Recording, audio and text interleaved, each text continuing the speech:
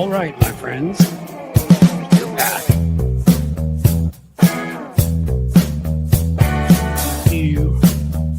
I think I may have even done things right this time. Can you hear me okay?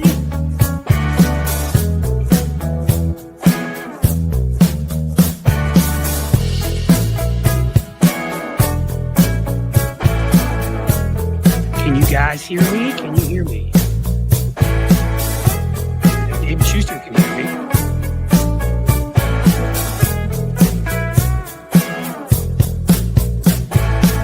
Clear and loud. Thank you, Jim.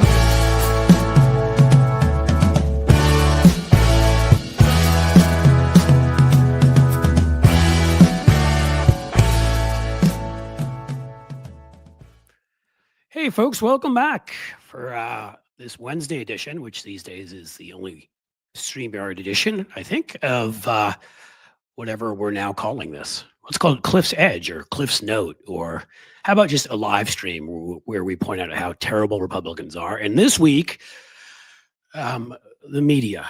I have the perfect person here to come on with me. I'm coming to you, of course, as I often say, but now sometimes forget to say, live from the Queen City, the Radio City, Cincinnati, right here in the Midwest, where David Schuster is from. David Schuster is here. Hello, Cliff. How's it going, man? I'm going to move. I'm going to adjust. You know, I'm never so good at like adjusting how this is all framed, but I'm working on it. It's good. So, I mean, if you ignore the news about gross domestic product dropping in the first quarter, which means that if we now have a second quarter of GDP contraction, we're officially in a recession. Woohoo! All right. Self-inflicted. Impressive. Dark Shabdu here says I'm wearing the Pope funeral blue. Is that what I'm wearing? I still probably would have gotten a better seat than Donald Trump got. He was like, all the way back there and the nosebleeds. And I think he's pretty pissed about it with fake Melania. So, we'll move on from there.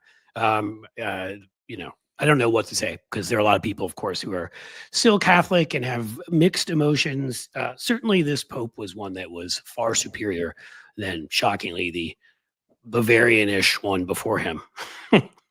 But we'll go on to the news of the day, which is, as far as I'm concerned, I wrote a Substack. David has a video in there. This is our paid one. It's going to come out after we do this show today. David's video, I think, is the most hilarious one I've seen yet. And I'm not kidding. It's actually quite awesome on Carolyn Levitt. I expand upon the theme of my thumbnail here, which is essentially, I mean, if just looking at a Photoshop picture of Donald Trump and Carolyn Levitt and others with MS-13 tattoos all over their faces and arms tells you that someone's an MS-13. I'm going with Trump's an MS-13 from now on. I'm convinced of it. Oh my God. So Cliff, I finally looked at the Terry Moran interview. I watched it was a 45-minute interview. I watched about tragedy, David, so far, including the whole section about Kilmar Brego Garcia. And I was like, Donald Trump says some really stupid things and makes me sort of feel uncomfortable. This was like one of the more uncomfortable things I've ever seen because he just kept doubling down. But he has the tattoos, but he has MS-13. And Terry's like, no, that was Photoshop. And the White House last week admitted that it was Photoshop, but obviously they haven't told Donald Trump. But Trump keeps saying, no, but he has MS-13. And the thing is, when you look at the photo, you can clearly see based on the type and the different coloring that it has to be Photoshopped. And it was a terrible Photoshop. It wasn't even very good Photoshop, and Trump is still digging in. Now, if he wants to claim that, this guy's MS-13, he can do that. Bring him back to the United States, as the Supreme Court has said he should facilitate. Have your hearing, and then if a judge determines, no, he doesn't belong in this country, then you take him out. But the fact that Trump's not doing anything except sticking to this Photoshop picture is crazy. Well, and, we have this weird due process thing in the, Constitution, that other strange thing that we have in this country. And again, we have to laugh at this, and we will laugh at this because he's an idiot. We also, every time, have to acknowledge there is an innocent man, or as far as we know, innocent, because he has not gotten due process and because he's not an MS-13, or at least not due to any tattoos on him, because those are fake, sitting in the equivalent of a concentration camp right now in El Salvador with gang members. And one of the reasons he escaped El Salvador is he was scared for his life from gang members. So, I mean, that this is even going on and that Trump is trying to fight it is sickening. But what I like, let's get your info up there for everybody. Go join David Schuster's Substack, everybody. David is over there doing more and more, and he's contributing to mine. And again, I would have liked to see David do this interview, because I'm going to ask David right now. I know you're sharing a lot of your ire, or saving a lot of your ire for Trump. And of course, every time in every part of Donald Trump's presidency where you think he can't get any worse, cruelty, incompetence, stupidity, lies. He finds a way in each separate area he sucks at, which is what I refer to as a combination of the seven deadly sins and the four horses of the horsemen of the apocalypse. But he finds a way to get worse at all of them. And I go after, and you can tell me if you think I'm too harsh. I haven't put it out yet. I can still edit it, but I go after Terry Moran, because to me, this was a moment in time where we saw all sides of it. We saw the increasing of the last 30, 40 years since this con man named Newt Gingrich got elected, and they actually started having con men in leadership in the Republican Party. There were people with stupid ideas before that, a lot of them. I don't think anybody had been in leadership, you can tell me if I'm wrong, who was an actual con man, knew that everything was just BS and just cared about power. And so there's that. But it's that he says kind of lightly, Terry Moran, like, oh, well, that's, Photoshopped. And like his body language is defensive. It's sort of leaning back. I have this picture of Trump's leaning forward. He's like, he has it in his knuckles. He has his knuckles. Well, that some people, and he even at that point said, he's like, well, some people say there's a connection, but let's move on. And that's where I lost my shit. No, let's not move on. An innocent person, as far as we know, an innocent family man was kidnapped illegally and thrown into a gulag under a fascist in a foreign country. And a newscaster sits there and says, move on. I mean, what is it that you want to talk about that's more important than that? That to me, I'll just say this last part, David, because I wrote in there and I want to hear you, which I said, again, to me, if you don't sit there and either force that big fucking baby to admit that his White House said that it was Photoshopped, and that his own White House has said they made a mistake when they sent this man there, that he's keeping him there, even though he knows it's a mistake. If you don't get him to either say that or get up and walk out of the interview like the big baby he is, I consider it a failure. Yeah, I agree with that to a certain extent, in that, when Terry Moran sort of concluded this whole section about the Photoshop and said, well, it's disputed. Well, the only dispute is between the right-wing activists who somehow believe this and Donald Trump and reality. The reality is this is Photoshop. There are people in the White House who acknowledge it was Photoshop. So there's no dispute on the facts. There may be a dispute on Donald Trump's opinion of it. But yeah, I wish Terry Moran had said, no, this is Photoshop, and that's a fact, and you can say whatever you want. And Donald Trump said, oh, Terry, this is your great opportunity. I chose you because I didn't know who you were, but that's okay. And he's like, basically saying to Terry, hey, this is something of a plum that you've got in this interview. Try to sort of play that game. Yep. And it's the domination too. It's that puffed out chest thing he does, where he's like, well, you're lucky to be talking to me. And then again, that's where Terry Moran should say, excuse me, I don't even know what his title is, but something chief correspondent at ABC. I am part of a free press and the Constitution that holds you accountable. I'm not lucky to have gotten an interview. I expect you to give me answers. And if you were to see this interview in Ireland, if you were to see this interview, because I recently, a few months ago back, well, time's flying, 4 months back, was in France, when they were gearing up for some things going on there. You don't see interviews like this. The press literally gets in their faces. I think people in Europe and other places would say that the American media has become, at least the people who get access to Donald Trump to do these interviews, have become wussified, if that's the right word. And that is, they sort of know that Donald Trump's going to lie, and they've sort of taken that into account. And Terry Moran's like, all right, well, I know he's going to lie, and I'm just going to sort of play it off. And I may make sort of note that Donald Trump is saying something that's not true, but I'm just going to try to cover as much ground as possible. And I'm with you. I think if you get an opportunity with Donald Trump, and this is the only interview that Terry Moran will get, I guarantee, you need to sort of go balls to the wall, hold him accountable. And if Donald Trump storms off and walks out, because Donald Trump at one point said, oh, Terry, why don't you just say, yes, this is what it is, and then we can move on. I mean, because that's what Donald Trump is used to. He's used to having a bunch of yes men and women around him and in Congress, and sycophants, of course, in conservative media. So Donald Trump hears all this wonderful stuff and nobody's willing to tell the truth. It's the media's job to tell the truth and say, no, I'm not going to play this game. The fact of the matter is this is Photoshop. The fact of the matter is GDP is down 0.3%, and you can't blame that on Biden because Joe Biden's last quarter in office last year, GDP grew by 2.4. We were the strongest economy. We had the best changes in jobs Donald market Trump in took 70 office, years. and GDP is down. And so, and it's the same thing with Caroline Leavitt. I mean, you mentioned the video that we have on our Substack on Blue M Substack. A lot of people are referring to Caroline Leavitt as Baghdad Barbie because the stuff she says is so ridiculous, and it makes a lot of people think about this guy named Baghdad Bob, who was the information minister in Iraq during the David Iraq War weaves that in, 2003. by the way, folks. Does a great The job. tanks are not in not in Baghdad. We are slaughtering the Americans. And then you see the tank like rolling behind the shot. And what's Caroline Leavitt is just as ridiculous. And that was sort of the comparison with the video today. But I am shocked that, I mean, people, it's one thing, look, we all know politicians sometimes stretch the truth or the lie or the twist things.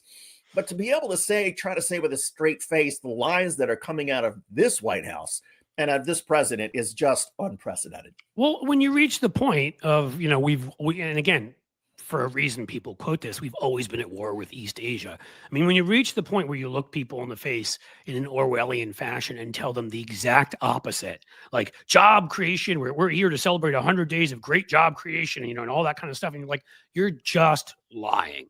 Yeah. And you're not just lying, this is why the term gaslighting came up. You're telling people the opposite of the actual truth, and you're doing it on purpose. There are all kinds of lies, some worse than others. You're looking people in the face, and you're lying. The media in the room knows you're lying. You know that the media knows that you're lying, right? The media knows that that they know that you're lying. Like, it's not, in that game can't be played. And that is my problem. Again, like, maybe I am being too harsh. Maybe I should have you look over, because what I wrote, if I publish it about Terry Moran, was really, really not nice. And I don't like ripping the crap out of reporters, as institutions. Corporate media sucks. I don't like to pick on individual reporters unless they obviously have very much earned it, and there's a bunch who have. And I always make sure to say there still are some terrific ones out there. Of course, it's dwindling, right? Like, I used to say that, and it was like, well, you've still got Jim Acosta, and you still got, and these people are falling like flies, leaving these places. And actually, a lot of them are going to Substack, which we are also broadcasting to right now. So hello to any Substackers who are joining us. But I'm sorry, to me, a David Schuster runs that interview differently. And again, I don't care what the reason is. Because I didn't just say, I talked about his posture and how he looked sort of backed up and Trump was leaning forward and the body language was awful. But I also talked about, look, there could be a number of reasons. I showed an organizational chart of the ridiculous monopoly that ABC is a part of. I mean, you almost can't throw a stone without hitting somebody you'll have a conflict of interest with. You're like, oh, look, the military channel owned by us. It's Disney, us. It's Marvel, us. It's ridiculous. I mean, I couldn't even think of all of them. ESPN, there's about 1,000 entities under there in the chart I put in there.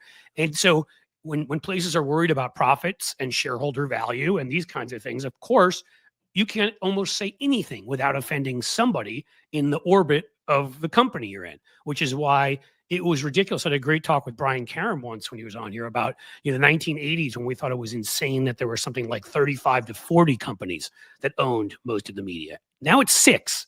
Mm-hmm. And so it could be because of that, right? It could be because he himself wants access. I don't care. That's not enough of a reason. Like, you have to be willing to give up access to tell people the truth. And go ahead. That's so well said, because it also gets to the other, I think, big media story of the week, and that is, 60 Minutes. Their executive producer resigned rather than continue to try to have to, battle with the Trump administration and, and the internal battles that he was facing. He had fought as hard as he could and realized that, corporate at CBS wasn't talking to him because they wanted to control his stories. And so he resigned, and he resigned essentially blowing up bridges with CBS corporate on the way out. The guy that I think has been like great in this, who I wish had done the Trump interview, is Scott Pelley, because in Scott Pelley, the senior correspondent in 60 Minutes, who's been around for a while, Pelley comes on at the end of 60 Minutes and again repeats that CBS corporate is trying to interfere with 60 Minutes in a way that they have never done before. And Pelley really took a flamethrower, if you read between the lines, to CBS corporate and Paramount. If Scott Pelley had done the interview with Donald Trump, I guarantee that would be a very different interview. And Scott Pelley wouldn't roll over and take the BS that Donald Trump was spewing. But Scott Pelley and folks like him will never get these interviews these days, because even within ABC, there is a jockeying in terms of, okay, you got to sort of have some access. You want to be able to get the big interview. And then once you get the big interview, well, you got to be polite. So yeah, you can sort of push back a little bit, but you can't be as fierce as a Scott Pelley or a Cliff Schechter or David Schuster would be, because then that makes your corporation look bad. And Donald Trump then gets really mad. So they're sort of playing this line. We even saw this with, if you go back to the 2024 campaign, I railed against Jake Tapper and Dana Bash with that Joe Biden, Donald Trump debate, because even though I like them and respect them, personally, professionally, I thought they dropped the ball when they agreed to do a debate where they would only ask the question and they wouldn't hold anybody fact check. They would not do any fact checking. Which is ludicrous. What I heard, it's a waste of time. Jake Tapper said, no, I want to do some fact checking. And Jake Tapper, Dana, they could do fact checking in real time. That's how well they know these issues. But Jake was told, no, you're not going to do any fact checking. And if that's what you want to do, we'll find somebody else at CNN who will moderate this interview and simply throw up the questions. And so Jake's thinking, okay, this is probably the highest profile gig I'll ever have.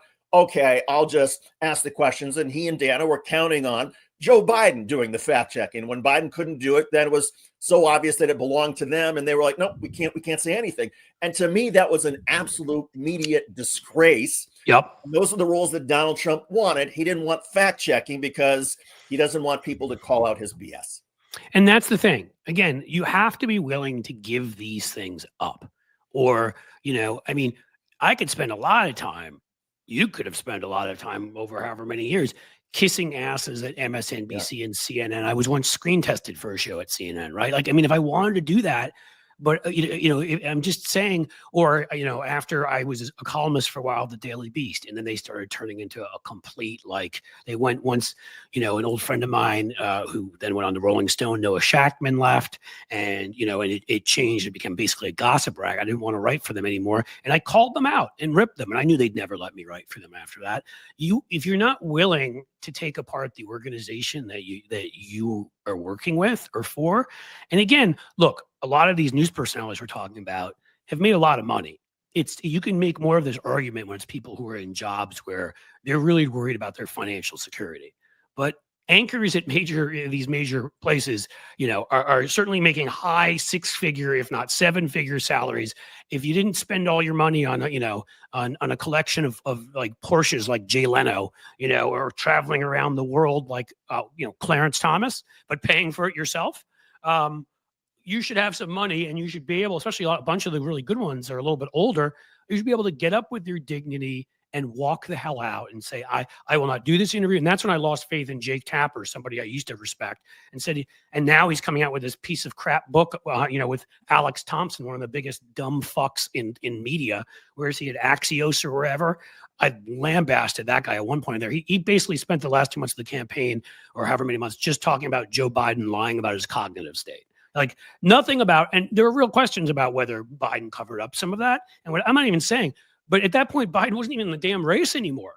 And he's still talking about it because he had a book he had to keep promoting. And that was more important to this guy as a reporter than making sure that somebody who would respect the democratic process at least got a fair shake. If not, and then to take it back to Terry Moran. I mean, Terry Moran has been at ABC News. Gosh, I remember traveling on a Clinton trip. So this goes back 20 some years. And Terry Moran was a White House correspondent then for ABC. He has been around ABC News for at least 30 years. I guarantee Terry Moran is doing fine financially. And if somebody who's sort of towards the end of his career and has made all this money, if he can't hold somebody accountable in sort of a fierce adversarial manner, and Terry Moran sort of feels the need to sort of play it nice and say, oh yeah, well, that's just a dispute and let's move on. If Terry Moran, if that's the approach he's going to take, well, what do you think the younger journalists at ABC News, NBC, CBS are looking up? And they're the ones who, as you point out, they're starting their career. They're trying to, make a living at this. They may have kids or family that they have to support. Are they going to go out on a limb and call out any politician's BS if Terry Moran won't? I mean, it's modeling the worst behavior possible. I mean, and it leads me to a quick story. And I actually hope this guy, he may be watching. He's a good friend. In a roundabout way, he's how I actually met Phil Collin of Def Leppard, who ended up being on our 12-hour broadcast, which is John Lieberman. When I was, so the only time I've ever been paid, as I've joked about before, was Sinclair in 2004. And I would go on, take on a lot of their right-wing nuts. Armstrong Williams, remember that character who took money to write about good things about the Bush administration education policy in USA Today? He was their guy from the right, other people. But John was somebody who was actually right down the middle. He was the head of the DC bureau, young guy out of Northwestern, smart guy at the journalism school, and he wanted to go see what was going on in Iraq. I don't know if you remember when all this happened, David, 2003, 2004. And so he went on a trip to Iraq, recorded what he saw, and he came back and he was going to tell stories both good and bad. Yep. And this is the same time they refused to air on their stations the Ted Koppel list of those dying in Iraq. And they said to John, basically, no, you can't air that. Anything bad, only good stuff, because it's President Bush. And if you go out and you say anything, we will sue you, and we'll, and John, here's John, a guy who is, I think, a couple years younger than me. And this is now, this is 2004. So 20 years, we're going back a while. He's probably in his late 20s at the time, 30 years old. He had a long career ahead of him. And he couldn't do it. He just said, I will not do this. And he went straight to I think he went to the Baltimore Sun or wherever it was. And it became this huge breakout story. They fired him. They sued him. He countersued. He ended up doing a huge number of interesting things, like reporting for America's Most Wanted. He wrote a book about Whitey Bulger, up in Boston. He ended up for a while he ended up as a correspondent for Howard Stern. And that's how I met him, because Robin Quivers had a show when they went over to Sirius Satellite, and they had 47,000 channels. They didn't know what to do, how to fill them with content. So she started this variety show for a bit. And they had on like Lisa Lampanelli and Phil Collin. They're like, we need a guy who knows about politics, or a woman who knows about politics, but doesn't take themselves too seriously. And John, luckily for me, was sitting there, was like, I know the guy. And I got to go on this show, and it was a lot of fun. But the point here is, John is somebody who gave up a mainstream media career because it was the right thing to do, and he wouldn't tell lies about Iraq. And he was willing to do this at a young age. So I'm sorry, when you see people like Terry Moran and people like that, who again, I'm not saying Terry Moran is like 80 or something. I don't know how old he is, 50s, 60s, whatever he is, but he certainly made a lot of money over the years. And if he were to leave ABC because he did the right thing, he would have plenty of places that he could go in our new media atmosphere. And I'm tired of it. These interviews do nothing but help propagandize people into thinking that Trump is acceptable. And it's amazing that these polls are coming out where just a crazy one just came out. 73% of people, I think it said overall, think Trump wants the powers of a dictator, and which included about 20% of Republicans, about 60% of independents, and basically every Democrat. Like the people are catching on. And again, Terry Moran, and maybe after this is over, I'll have you look over a draft of this, because I get pretty harsh, but I watched it and it fucking pissed me off, because I thought to myself, what would a real broadcaster do here? And either some from the past, some I've seen in foreign countries. I would have liked to have Jack Germond sitting there with a bottle of whiskey, with a bottle of whiskey in one hand, screaming shit at Trump about being a liar and making Trump. I mean, that is what I'm joking partially, but like not partially. This isn't supposed to be a friendly affair. This isn't supposed to be, hey, let's have cocktails together afterwards. This is supposed to be a grilling. And there was nothing close to that. And he let this guy get away with, as you said, blaming Biden for everything, the MS-13 garbage. I mean, that MS-13, Knuckles thing was the equivalent of, they're eating the dogs, they're eating the cats of the people that live there. I mean, it was just as much bullshit. Right. Well, one more story about, the people who interview Trump. The person that has interviewed Trump the most over the last several years is Brett Baer over at Fox News. And Brett, at times, he has pushed a little bit, but he has also walked the line and tried to sort of be polite and not create too much of a scene. Well, I'll tell you, I remember, when I was at Fox News in 2000 covering the Florida recount, Bush v. Gore. And one of the big storylines that came out, and I was sent to Tallahassee by Fox. It was my final 2 years at Fox News, and to cover, what was going on. And one of the storylines that conservatives in the Bush crowd kept promoting was that the reason Florida was even close and that Gore may have won is because the networks disenfranchised Bush voters in the Panhandle. Because Florida has two time zones. They've got the 7 p.m. Eastern time zone and then 7 p.m. Central, which is the Panhandle. And so when the networks called the state for Gore initially. You're talking about Floribama? Yeah, Floribama. The theory was that, a lot of Republicans stayed home. And Bush would have won the state had the networks not made the premature call before all of the polls were closed in Florida. Now, remember, the networks made that call at like 7:50 p.m. Eastern time. Well, one of the first correspondents, in addition to me, who was sent to Florida was Brett Baer, who was then, I think, an Atlanta-based correspondent. And he was tasked with going to the Panhandle to find all of these Bush voters who are about to vote for Bush, heard the networks call it for Florida, decided, I'm not going to vote. Let's go just drink some moonshine and party. Right. And so Brett comes down to Tallahassee, and he tells me that he couldn't find one. He couldn't find a single voter who either got out of line or didn't vote because the networks had called Florida. Most of them didn't know the networks had called Florida for Gore. If they were in line, they were voting anyway. So the story was absolute bunk. And I said, well, Brett, you're going to do that, right? Because every night on Fox News, there is a conservative honoraire who's saying Bush would have won Florida had it not been for the media calling Gore early. And Brett's like, I can't do that story. And I'm like, why not? That's Brett's, well, because, that's one of the talking points, and because that's, that they want to keep saying that. And it wouldn't be good for me to do that story. And I'm thinking, Brett, your job is not what's good for you. Right. Your job is to inform people of the truth. And the truth is this was an absolute conservative canard that the media somehow cost George W. Bush Florida by calling it for Gore at 7:50 p.m. Eastern time. Of course. That's bull. You need to report this. And Brett's like, no, I'm not going to do that. And I thought, this guy is going to go far at Fox News because he knows where his bread is buttered, and he cares more about himself than he does about the truth. And we've seen, countless stories about, for example, Brett, I think in 2020, trying to, push Fox to take back the call for Biden in Arizona. I mean, that's the game that Brett Baer has played in his career. And he is the main news anchor at Fox News who has done the most interviews with Donald Trump, in part because Brett has played the game. And it's a game for Fox News and for Brett. And that's the thing, right? And I mean, again, I don't want to go into the whole sort of thing. I have an alternative history to write at some point about, me going in going back to the future style, to the year 2000. And if you remember when Marty McFly showed up and he said, I'm Darth Vader from the planet Vulcan, and he scared his dad into asking his mom out so he could make sure that relationship happened, I would go into Sandra Day O'Connor's room and wake her up and say, you are going to regret this, which of course she later said she did.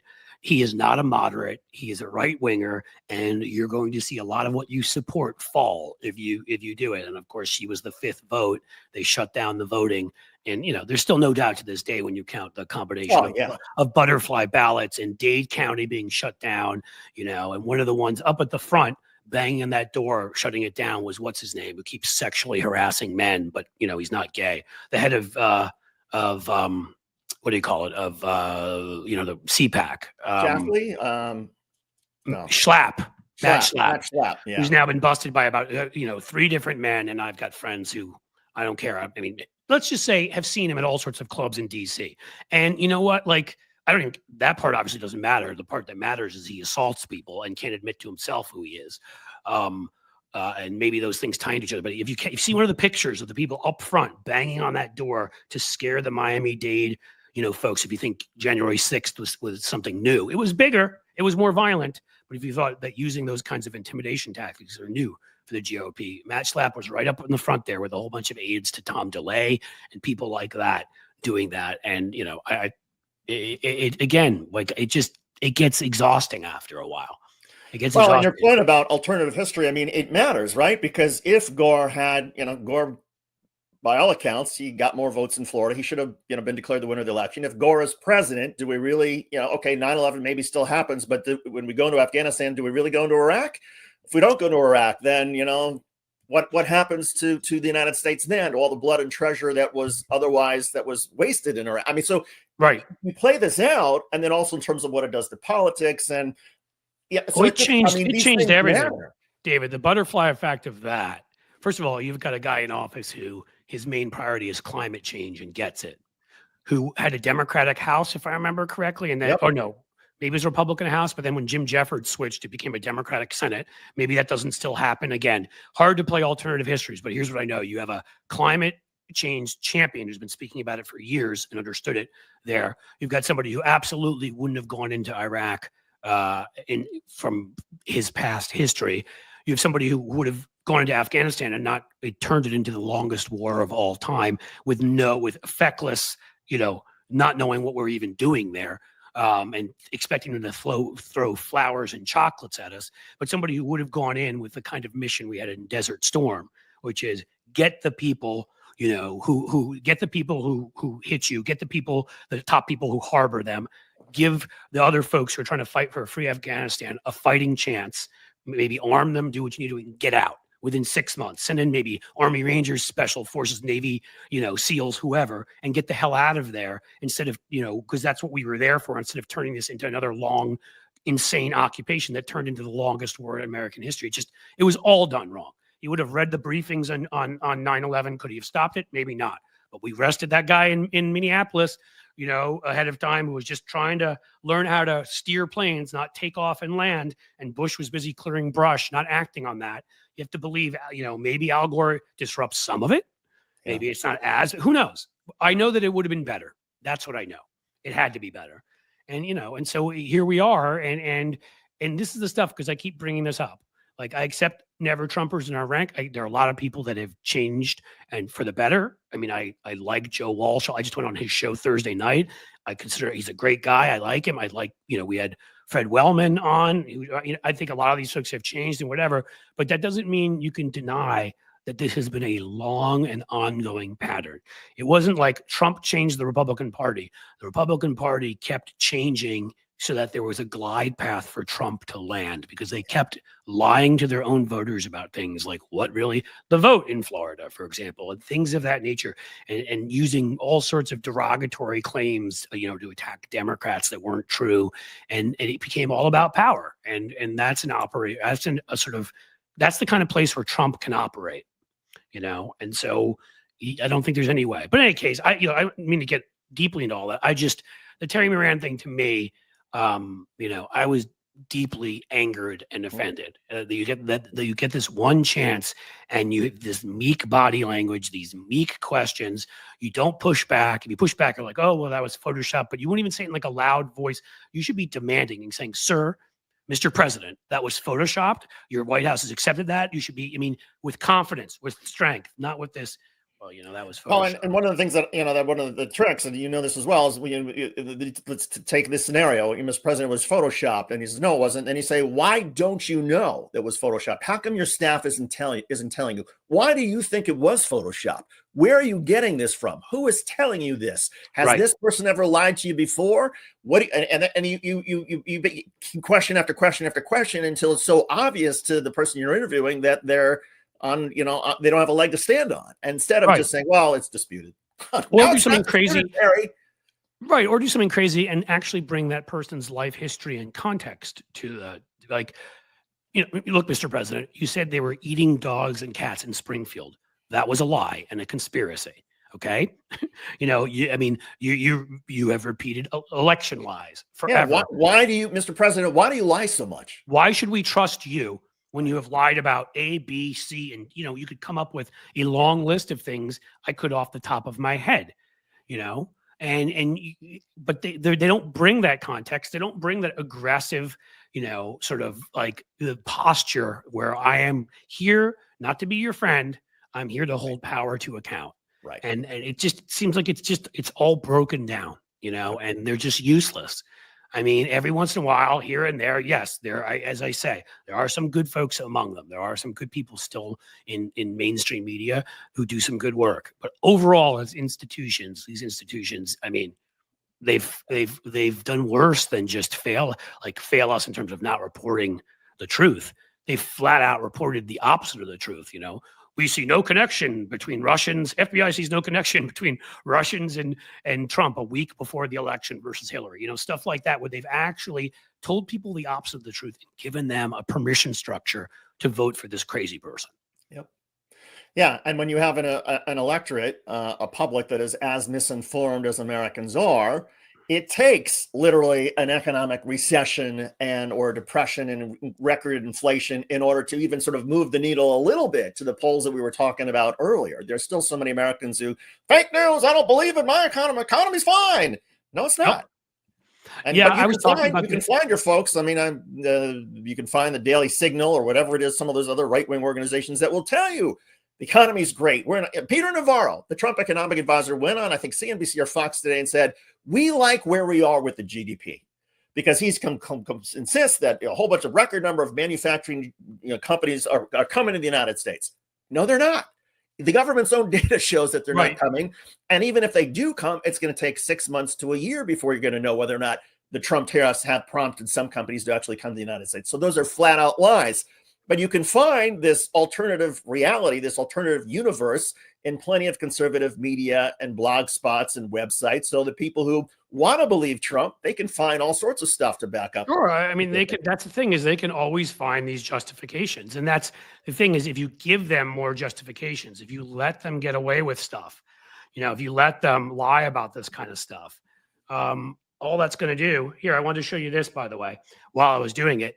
Because you brought up the Daily, would you bring up the Daily Wire? To me, they're all the same. Signal? Daily, I don't know. Daily Signal, Daily Wire. This is the Daily Caller going after me for my appearance on Jim Acosta because I apparently, and they misspelled my name with the extra H in it. And I know people have done that, but I look back, they apparently went after me. I don't notice these things like 2 years ago, and they also misspelled it. So they really can't seem to get my name right. But I did enjoy hearing, he said on Jim Acosta's show that Democrats should call Trump a fascist more. I'm like, yes. I mean, I don't know. Is that something that's supposed to embarrass me? I'm not sure what it is. Like, is this clickbait? Do you think you're saying that I'm, are you making me feel bad about the fact that I think you guys should actually cover the fact that this guy is a dictator? Acts like a dictator, speaks like a dictator. I don't know. And even the polls that Daily Caller has access to, the polls show that most Americans believe that Donald Trump cannot be trusted to act responsibly with his powers. Well, if you're going to act irresponsibly with your powers, that's one of the hallmarks of a fascist. So most Americans do believe that Donald Trump is out of control, that he's not trustworthy, that he's incompetent, that he's all about his own sort of power. And if the polls show that most Americans believe that, why is the Daily Caller, I don't know, raising questions about you describing Donald Trump as a fascist? Maybe the Daily Caller should say, how come more Americans aren't, and more media figures are not calling Donald Trump a fascist, because most Americans believe that he is. Right. Well, it was a media outlet and not a let's call it a propaganda rag founded by Tucker Carlson, funded with what? I don't know, maybe Kremlin money, maybe who knows, right? Then it would do that. But it only exists for one reason. It's part of that right-wing atmosphere of just constantly pounding on BS and making up lies and sharing, narratives like that. I mean, if it walks like a duck and quacks like a duck, same thing. If it walks like a fascist and quacks like a fascist, I mean, we do have some institutions. We do have, we've had a democratic culture, at least somewhat, that's been hurt over the years, particularly recent years, but still exists to a certain degree. So yeah, Trump's numbers and everything you're looking at are crashing. But I was having a talk earlier. I was talking to Tony Michaels, who a lot of people here know because they watch Tony's show too, and we were talking about that. Like, imagine if these guys came in, and imagine if Trump didn't dump Elon Musk into Doge, a guy who maybe has so little ability to read the room, he must actually be blind. Okay, he went in. If they had just, because they could have done this, and and this is what I expected, and this is what scared me about what they were going to do, is I thought they were going to do, with all the data they had, they were going to do like they did in their election with Cambridge Analytica, build profiles of government workers and pick out the ones who are either Democrats or never Trumpers or whatever, and target them for firings. Instead, they brought in a guy that understands nothing about politics and Elon Musk, and just had him mass fire government workers. Because, of course, to them, government workers all live in D.C. in their minds and probably are like black or, something, they're racist about it. And they don't realize, hey, you park ranger in Utah, you're a government worker. You working in an IRS building in Austin, you're a government worker. I mean, and in the end, what ends up happening is they fire. I mean, if they had gone about this slowly and they'd done it in a targeted fashion, imagine how scary it could actually be, because people wouldn't get it. Instead, they went nuts. And by going nuts and firing and having the third worst jobs month ever, because 80% of it caused by Doge, according to, I think it was the Financial Times that had that, by just firing all of these workers who then don't spend money and are worried about the economy. So they're pulling money at the stock market. And then Trump steps forward with his tariffs. And, it's like a 1-2 punch, right? Or really 1-2-3 punch. You've got this guy firing Republicans. You've got Trump stepping forward, and putting tariffs on Republican businesses. Again, all of us, but I'm talking about how he's lost his Republican support. And then they start this big deportation program. And Trump sadly got 47% of Latino males voted for him this time. So he didn't get a majority, but pretty close. And now you're deporting people. So you're pissing them off, but you're also deporting people that work often, are cheap labor on farms, ranches, places like that. And they're either leaving the country or they're either being sent out of the country, or they're scared. They're going to be. So they're not showing up to work. They're leaving. And you've got this now huge number of farms and ranches that are crashing. And these are all, places like Nebraska and Montana. These are Republicans. So, the biggest thing in that poll that showed him at 39%, under 40% that just came out. And again, I don't live and die by polls, but when you see, I always wait to look at a bunch of them. But when a bunch of them tend to match up, and if he's at 39% on that, I think he was at 33 or 32 for approval of the economy, of what he's doing economically. Well, he had lost 10 points among whites without a college degree. His voters, who, yes, he lost more even among women. I didn't know he could go much lower there. And he lost some among seniors, probably can't call the Social Security office anymore, worried about losing Medicare. So that's also, some of them are his own people. But whites without a college degree, I mean, that's his bread and butter. And he's fallen 10 points because the combination of things he and Elon have done have directly targeted their own people as much as us, if not more, per capita.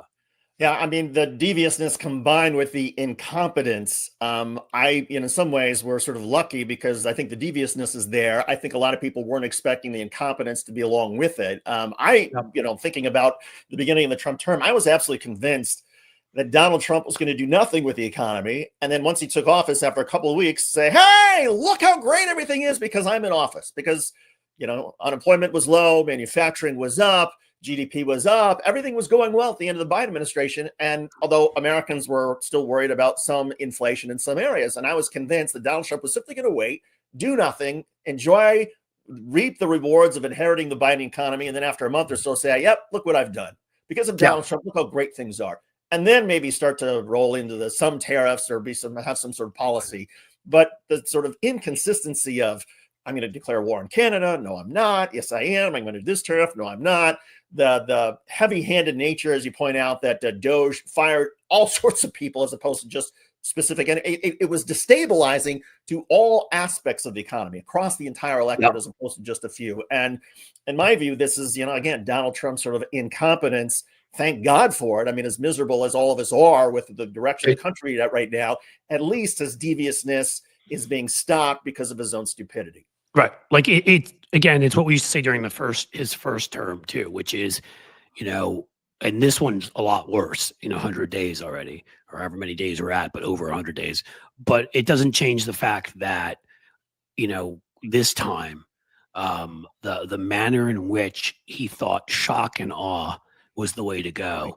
When the truth of the matter is the way to go was sit there and coast in Biden's economy, claim credit for it, and slowly have, somebody, whether it be an idiot like Elon Musk or somebody else. I know he owed Musk stuff for all the money Musk spent and who knows what else. But in the end, the way to do it would be, again, build a big database, try to find workers that were, if you're just evil and immoral like you do it slowly. You get rid of Democrats and independents and never Trump Republicans and people like that. You don't do it to your own people, but here, and the way in which you do it.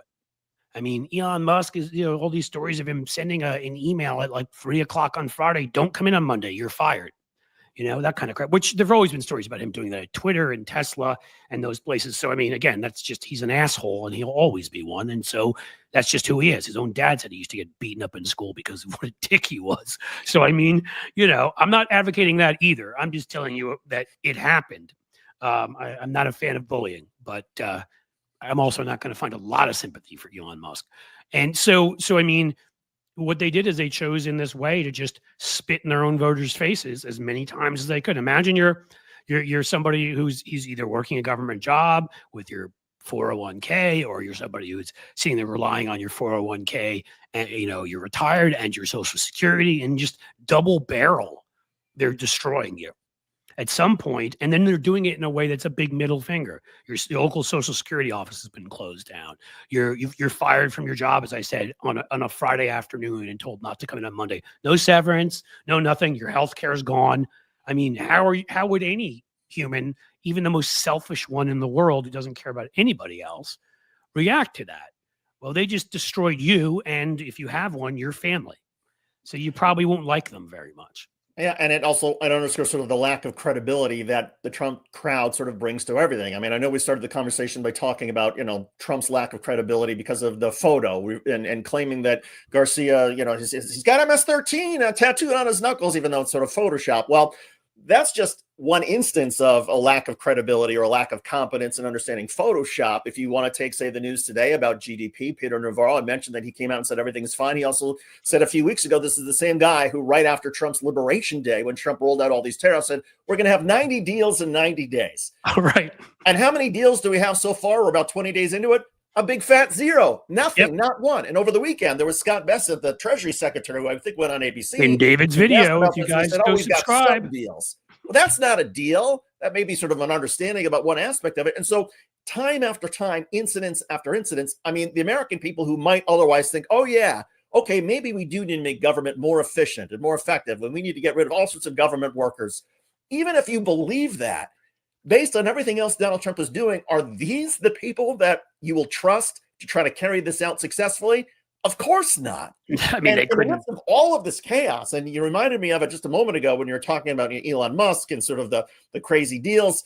Normally, with a normal administration, the media is really into corruption, right? And conflicts of interest. And are there government contracts, no bid government contracts, or the pay to play stuff? That's usually our bread and butter if you're a Washington correspondent. We're not even touching any of that because that's just normal every day. You can't get and I have a feeling that history will someday look back and say there was more corruption, there was more pay to play, whether it was corporations or high tech or the law firms. There was more money going under the table with Donald Trump, his family and friends than the rest of the United States history combined with corruption. And the media is not able to pay any attention to that because there's so much other crap going on. Yes. Yeah. I mean, I think that's without a doubt. I'd bet my life on that. I don't care how corrupt certain other administrations were. I mean, again, corruption. He lies and he cheats like he breathes. I mean, it's an everyday. I mean, just think of the things, even the sort of the laws and ethical sort of norms we put into place to kind of prevent this stuff that essentially both the first term and this term we've ignored. I mean, the emoluments clause sitting right there from the beginning. Remember, everybody talked about that in the beginning. I mean, and then there's whole hotel floors being rented out by Qatar or Saudi Arabia or whatever, and God knows, all these other things that whatever was $10 million or whatever from Egypt that nobody's ever explained, and who the hell knows what else. He's got money in a Chinese bank. We find out after that first term and all this stuff, and it's like, nobody's just ever followed up on it because they already impeached him for 2 other things and we're investigating him for 3 other things on top of that. It's like, there's just no bottom to the amount of crime and corruption and all this, allegedly, except for the thing he was convicted of 30, something count of. That happened. And he was adjudicated a rapist. That also happened. And so, but I mean, yeah, they can't even cover that. And think of, besides the emoluments clause, a second one. They abused the first term and they've gotten even worse this term, which is the Hatch Act. I mean, they're out there literally with what, Trump, like, buy a Tesla, and all this. I mean, it's ridiculous. It's like, do we all have eyes? It's on video. It is a open and shut case in court that he violated the Hatch Act. That's a law. You can't violate that. I don't know what the exact punishment is, but what about the exact punishment if you multiply it by 1,000? Remember, she's of course disappeared now because she was smart enough not to do it the second time around. Remember Ivanka with the by Goya. You know, I mean, like they've done this so many times. And I mean, those are just two things I can think of off the top of my head. The Hatch Act and emoluments. My God, there's thousands more, I'm sure. Yeah. And there's more we know about, there's more we don't know about. I mean, who's said it before? I think maybe it's Swalwell, Congressman Swalwell, who said we'll need a Truth and Reconciliation Committee. I really think that's true. I mean, it has to be like we need to win. We need to take over in the kind of numbers that FDR did or whatever. And we need to, this version of the Republican Party needs to be broken apart. Yeah. Because the truth of the matter is that the way that we did initially for 10 years or 15 years or so with the segregation with the South after the Civil War, and had we continued, we could have built a whole new culture there in the manner in which we did in post-war Germany and Japan. But of course, the whole corrupt deal with Rutherford B. Hayes, I don't want to go through it all. We pulled our troops out and they went right back to being the way they were. This Republican Party is a blight, a virus, a stain. It can't continue in its current form because there's so much corruption within the corruption, covered by corruption on top of corruption. Like it has to be taken apart so the various people can be banished from Washington forever, imprisoned, and the whole rest of it. And if that doesn't happen, then we can't keep functioning as a democratic system.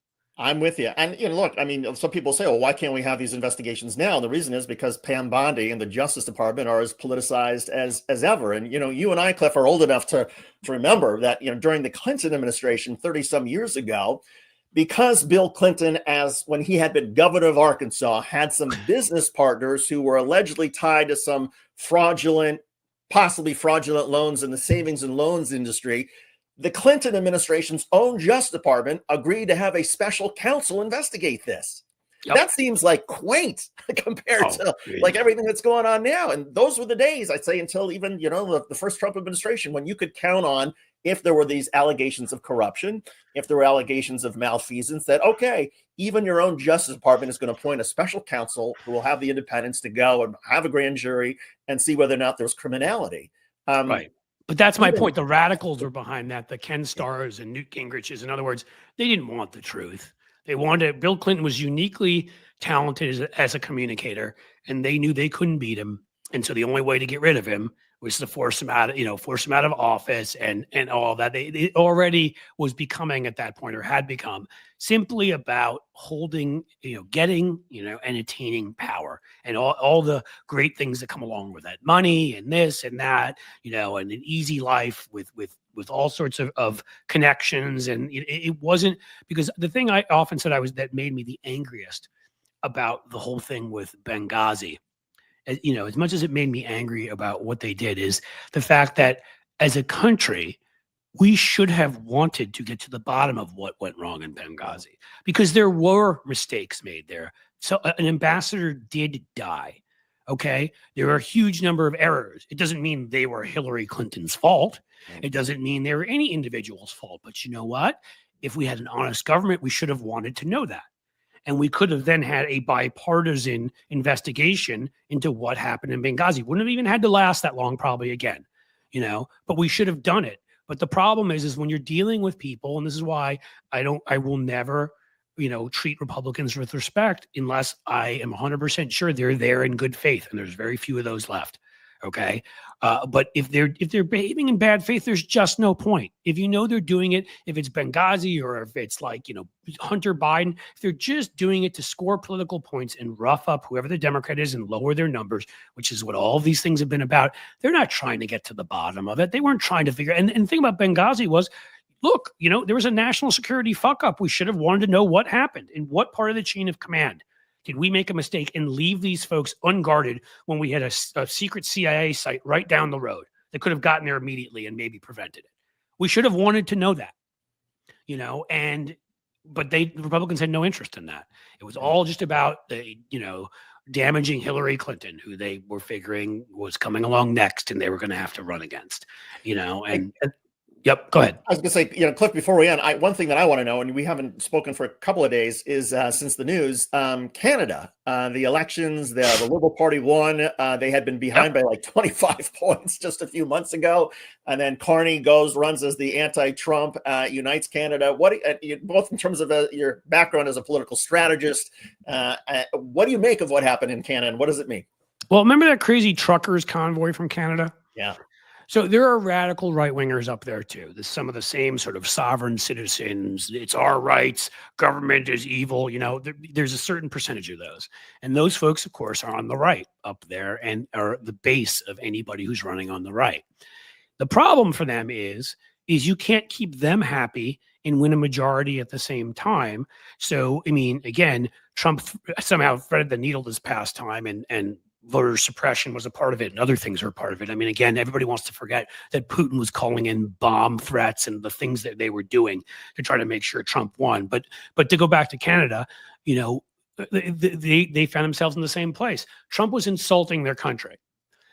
The country even turned on somebody I've now turned on and used to love, Wayne Gretzky, for pathetically. I mean, once I saw him sitting there with Kash Patel, he's dead to me. I mean, he was one of the most, I'm not a huge hockey fan, but he's one of the most entertaining, amazing players to watch. Fuck him as far as where I'm at now. Screw, I don't want anything to, And so even Canada, like probably one of the most popular people ever, was like, get lost, Gretzky, because he was hanging around with Trump. Well, so their right-wing government was kind of screwed, caught between a rock and a hard place. And this is a broader point, because this is what you're going to see with purple and blue state Republicans with elections coming up, which is, you've got this hardcore crazy base. It's bigger here than in Canada, but it was big enough in Canada that if you don't stay on the Trump side of he's right about this stuff, Canada, we are weak, we should be like America and blah, blah, blah, you're going to lose them.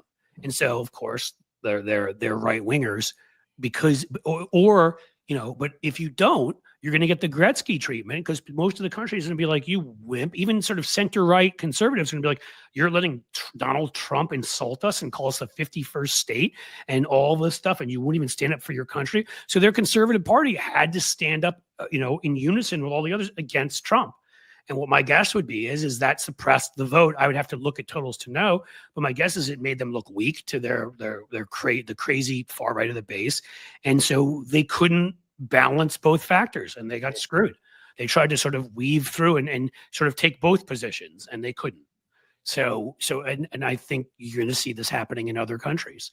And again, I think you will see this happening in blue and purple states.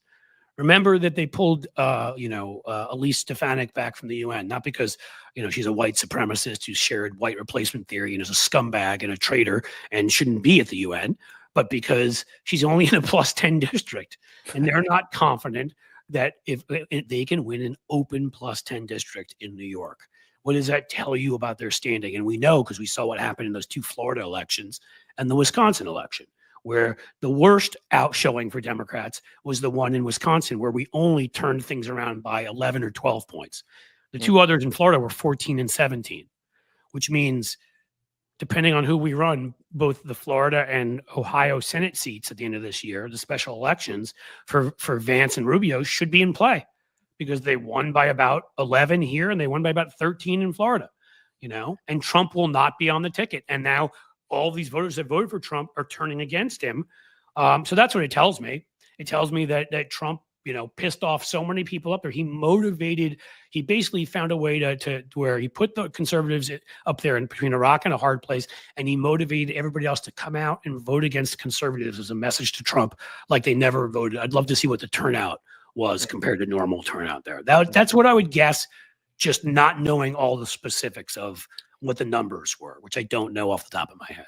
You mentioned Ohio and the Senate race that's coming in Ohio. Who are you hearing on the Democratic side? I mean, does Sherrod Brown decide, okay, maybe my career is not over yet, and he runs? Or, I tend to be a big one on passing to the next generation. He's 72, but he was one of the most effective at winning in a state like this and fighting and fitting in any trucker hall or union hall anywhere, for the longest time. I mean, right now, to me, us getting power away from fascists is most important.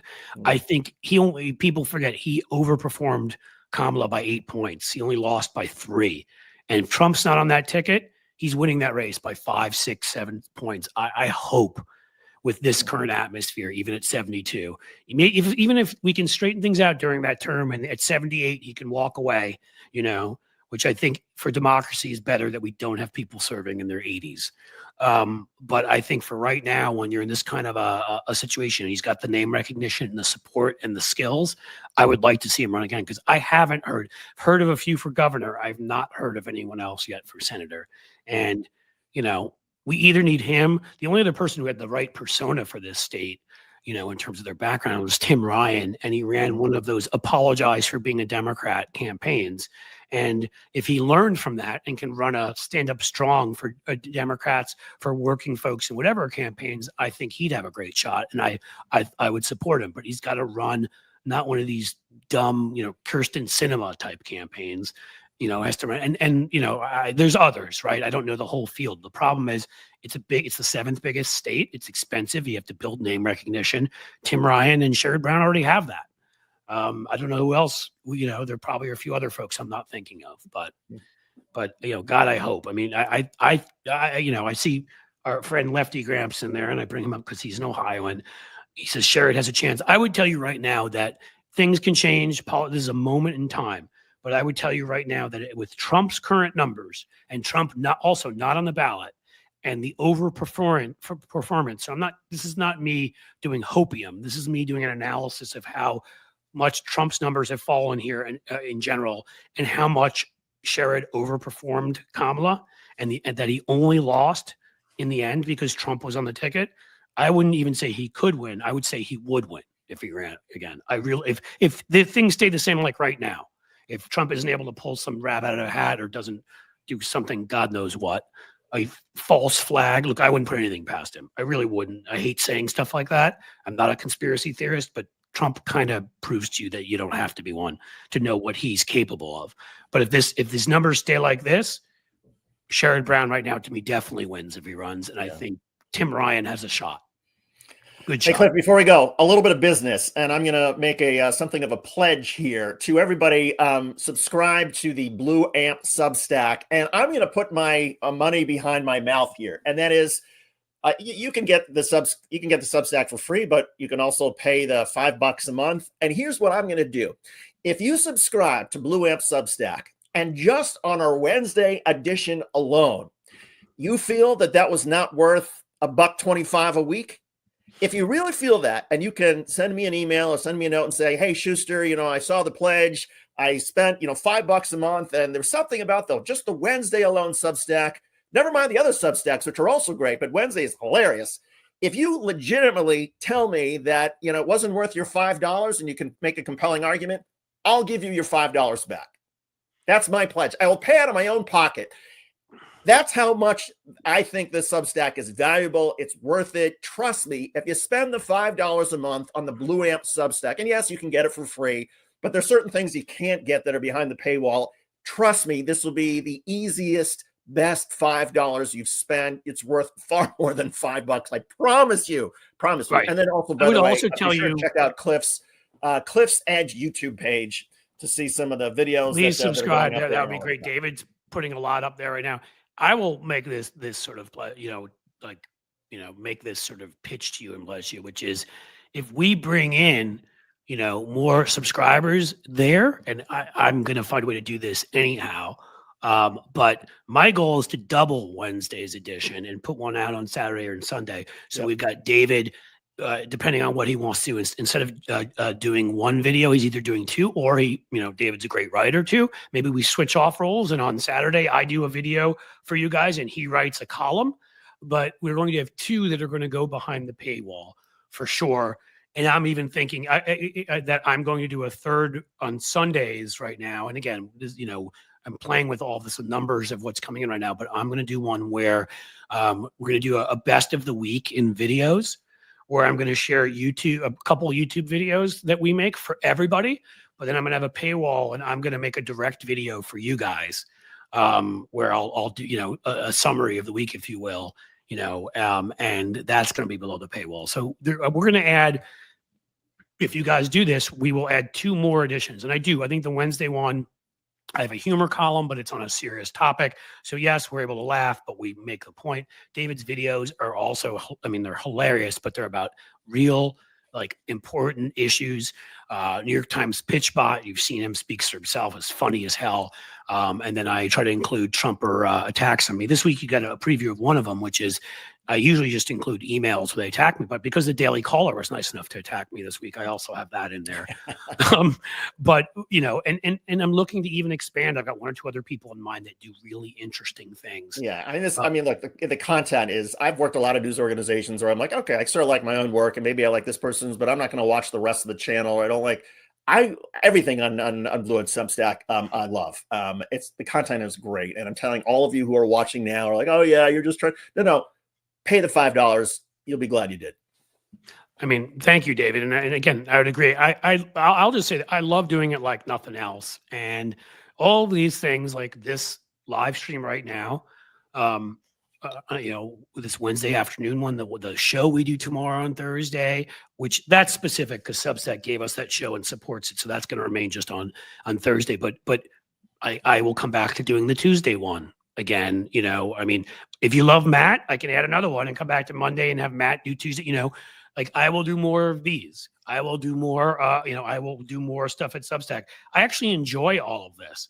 It's just, I can't do it all and put in all the time. You know, we do have to reach certain economic markers, and David has to, I can't ask David to do certain things. You know, he has to make a living. He's got kids. They're going to want to go to college someday. I have a feeling, as one who has a kid going to college right now. And that's a harrowing thing you stare at when you stare at what that first year even is going to cost you. So I'm just saying, like, if you guys like what we're doing, you know, very much consider it's only that's, you know, it's very, very affordable, and I'll join David in that pledge. You know, if any of you are willing to go and buy a 1 year one, you decide, we'll come up with something. You decide 6 months into it, 3 months into it. No, I don't like this.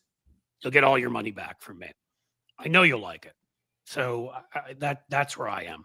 We'll figure out a way to put this in writing and for me to send an email and all of that. And, you know, maybe tomorrow and Friday when I've got a little more time. But I think that is about it for today. Because speaking of that, I have a child to pick up who has seen. So as we usually do at the end of these, I used to do this thing, David, with them where I would pretend to be, you know, Jerry Maguire and say, who's coming with me, to try to get somebody to give us some super chats, super stickers. Come on, who's coming with me besides the goldfish? But I'll say anything that you guys can give, even a $1.99 super chat or super sticker, anything here to support the YouTube channel, to support this whole media enterprise, because my vision of it is David coming over it and it hopefully full time, and it being a Substack, YouTube combined with these live streams feature. I know what you're saying there, Brenda, the chaotic weed witch, which I like your name. You can only do so much, Cliff. Yeah, I can, but if I can add David Schuster more of the time, if I can add New York Times pitch about more of the time, I have one or two other folks I can add. There's a lot more we can do. We just need to bring in the funds. So on the way out, I'll say, hey, if you can give us even a 99-cent super sticker, as I always say, it helps. So please consider that and supporting the channel, supporting what we do. Most importantly, the Substack, going and becoming a paid subscriber. You know, it is pretty easy. Blueamp.co. It better not add an M on the end because it does that sometimes. There you go. That easy. But hey, Cliff, enjoy the afternoon. Thanks, my friend. David, we'll talk soon. Yep. Thanks for being here, buddy. All right. Take care. Oh, I'll let you out. Well, you know to do the bowel remove. So there you go. David's gone. So, okay. You know how this goes. I have a kid to go pick up, but I need somebody to come with me on the way out, even if it's just a 99-cent super sticker, just something for the road, something where I feel good, something where we're gonna be happy, something where I'm like, hey, folks, support the show, support what we're doing, support what we're building. Can anybody? I do see we got a gift from Sheldon Hughes, of course, of one Cliff's Edge membership at YouTube, which is awesome. But in the last couple seconds of here, and there you go, Lefty Gramps, who has been a supporter everywhere. Patreon, Substack, thank you, my friend. You have done it. Thanks, Cliff and David. See you on Substack. We'll see you there. We'll have our show tomorrow. We may have 2 guests tomorrow, 2 interesting ones. The one guy you guys like a lot, the great Tony Michaels, will be joining us, and I've got a second one in mind who may join us too. So we should be having lots of fun, and you should like it. And Lefty Gramps, you are the good. Sheldon Hughes, of course, coming through too. You 2 guys, again, special category for you 2. Sheldon, Lefty, just writing shorthand here, and McAndrews, because he's often in that category too. I want to make sure you guys are loaded up with maybe there'll be some merch, maybe there'll be something. We're starting to get this all organized now. Veronica, who's often here, is terrific and has helped a lot. David's helping a lot, so it's getting better and better. And this poor ADHD saddled soul who has trouble sometimes, especially when a lot of stuff's going on, organizing it all, is getting some help. And so we're getting there. We're moving further along the path. But that's it. That's all she wrote. Seriously, thank you for being here. Thank you for supporting the show. Thank you for supporting everything that I do. As I say, when I leave these things, as the sun sets slowly in the west, my friends, I bid you a fond farewell.